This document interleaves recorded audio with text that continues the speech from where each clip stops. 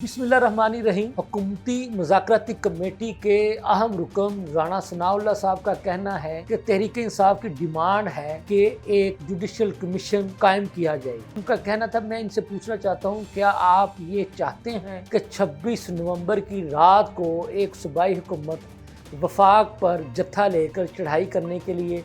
आई थी, उस पर कमीशन बनाया जाएगा? फिर उनका ये भी कहना था कि अगर तहरीक इंसाफ ये मुतालबा करती है कि मौजूदा जजेस में से किसी जज साहब को कमीशन का हिस्सा बनाया जाए तो फिर ऐसे तो काम नहीं चलेगा। दूसरी जानब तहरीक इंसाफ के रहनुमाओं का ये कहना है कि हम हुकूमत की मुज़ाकरात की दावत को कबूल करते हुए मुज़ाकरात की टेबल पर बैठे हैं और इस उम्मीद के साथ बैठे हैं कि हुकूमत हमारे मुतालबात को खुले दिल से तस्लीम करेगी। पाकिस्तान तहरीक इंसाफ के रहनुमा शेख वकास अकरम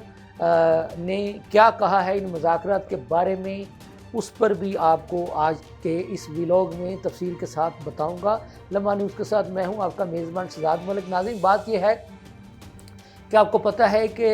हुकूमत और तहरीक इंसाफ की मुज़ाकराती कमेटी की 2 मीटिंगें हो चुकी हैं। अब मुज़ाकरात का तीसरा दौर आइंदा हफ्ते शुरू होने जा रहा है, लेकिन उससे पहले एक ये खबर है कि हो सकता है कि 6 जनवरी को बानी चेयरमैन पीटीआई इमरान खान के केस के हवाले से कोई अहम खबर आ जाए। लेकिन इस पर भी जो पाकिस्तान तहरीक इंसाफ के जो मरकज़ी सेक्रेटरी इत्तलात हैं शेख वकास अकरम साहब, उनका ये कहना है कि अगर 6 जनवरी को खुदा न खास्ता इमरान खान साहब को सज़ा सुनाने का अदालत की तरफ से ऐलान हो भी गया तो उनका ये कहना था कि हम फिर भी हुकूमत के साथ मुज़ाकरात का सिलसिला जारी रखेंगे। उनका ये कहना था कि हम हुकूमत से कोई डील नहीं, ना ही कोई डील, मतलब कि डील और डील वो आपको पता है जो लचक वाली डील, वो कि जिससे कोई लेन देन करके बंदा बाहर आता है। उनका ये कहना कि हम जो कुछ भी करेंगे हुकूमत के साथ बातचीत, वो कानून की दायरे में रहकर बातचीत करेंगे। उनका ये कहना था।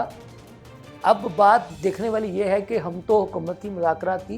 दावत को कबूल करते हुए हुकूमत के साथ सिद्के दिल से मुज़ाकरात की टेबल पर आकर बैठ चुके हैं, लेकिन देखने वाली बात यह है कि क्या हुकूमती मुज़ाकराती कमेटी तहरीक इंसाफ का जो सबसे बड़ा मुतालबा ये है कि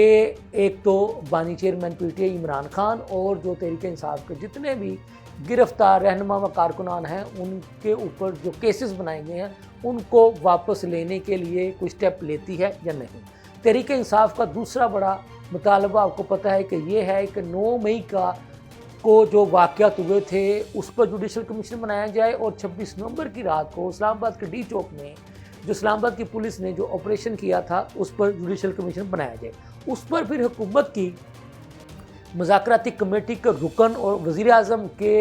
सियासी मशीर राणा सनाउल्लाह साहब ने मीडिया से गुफ्तगू करते हुए कहा है कि अब ये चाहते हैं कि 26 नवंबर को जैसे एक सूबाई हुकूमत एक जत्था लेकर इस्लामाबाद यानी वफाक पर चढ़ाई करने के लिए जो आए थे और जो कुछ इन्होंने इस्लामाबाद की 26 नवंबर चुंगी पर किया, यानी राणा सनाउल्लाह साहब का ये कहना था कि इनके लोग मुसल्लह थे और उन्होंने पुलिस वालों पर फायरिंग की, वफाक पर हमला करने की कोशिश की, इनके जत्थे ने कानून को हाथ में लेने की कोशिश की। क्या ये चाहते हैं कि उसकी इंक्वायरी के लिए जुडिशल कमीशन बनाया जाए? उनका कहा ठीक है, इस पर भी बात इनसे कर लेंगे, लेकिन ये तहरीरी तौर पर अपने मुतालबात लेकर आए। फिर उनका राणा सनाउल्लाह साहब का ये भी कहना था कि अगर तहरीक इंसाफ वाले ये मुतालबा करेंगे कि जी जुडिशल कमीशन में मौजूदा जजेस में से किसी जज साहब को उस जुडिशल कमीशन का हिस्सा बनाया जाए, तो फिर उस पर राणा सनाउल्लाह साहब का कहना था कि ऐसे तो नहीं हो सकता ना कि मौजूदा जजेस साहिबान में से किसी को भी आप उस जुडिशल कमीशन का हिस्सा बनाकर मतनाज़ा बनाने की कोशिश करें। तो फिर इस पर उनका ये कहना था कि ऐसा भी नहीं हो सकता।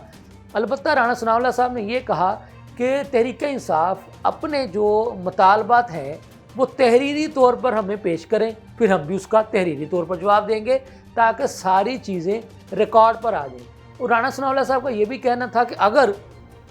इन्होंने टाइम लिया है कि जी हम اپنے بانی chairman P T I Imran Khan سے ملاقات کریں گے، مشاورت کریں گے، اس کے بعد اپنے تحریری مطالبات حکومتی مذاکراتی کمیٹی کے سامنے رکھیں گے۔ تو اس پر ان کا کہنا تھا کہ اگر انہوں نے اپنے بانی چیئرمین سے مذاکرات کرنے ہیں، مشاورت کرنی ہے، کر لیں، ہمیں تو کوئی اعتراض نہیں، لیکن اب یہ ہمارے پاس تحریری مطالبات لے کر کے آئیں، پھر حکومتی مذاکراتی کمیٹی ان کے تحریری مطالبات کا جواب تحریری طور پر مشاورت کے ساتھ دے گی۔ لیکن انہوں نے یہ واضح کیا کہ یہ نہیں ہو سکتا کہ یہ وہ ایشوز، وہ معاملات جو کہ عدالتوں میں زیر سماعت ہیں، اس کے پر بھی اگر ہم سے یہ کچھ انڈر دی ٹیبل چاہتے ہیں تو پھر ایسا نہیں ہو سکتا۔ یہ تھی اب تک کی تازہ ترین صورتحال۔ اس کے ساتھ مجھے اجازت دیجیے، اللہ حافظ۔